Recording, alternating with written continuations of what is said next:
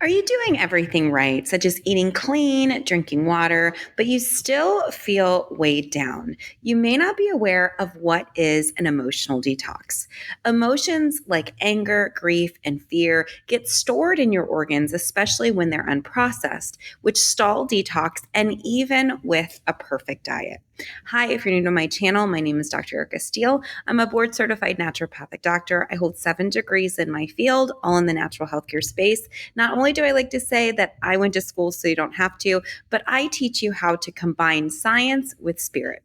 So let's talk about what emotional detox really is and why it's the missing link in your healing plan. So emotions actually affect your biology, such as your liver stores anger, your lungs hold grief, your kidneys carry fear, and so on. When your nervous system is actually stuck in this fight or flight response, your body can't actually heal. It blocks digestion as well as elimination. We can only heal in a rest and digest, which means that we may need to emotionally detox.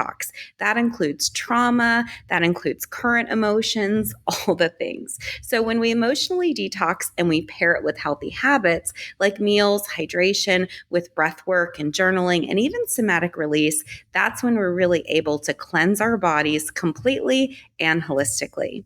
So if you're inside our Intro to Holistic Medicine 1 and 2, we walk you through how emotions and detox are connected and give you tools to track your results. Right now, we have a BOGO offer, where if you haven't done Intro to Holistic Medicine 1, which is all about nutrients and nutrient deficiencies, we work you through all of that using subjective and objective data. And now we're in Intro to Holistic Medicine 2, which is all about detoxification and elimination. So both courses you can get at the same time for the price of one. What a great deal.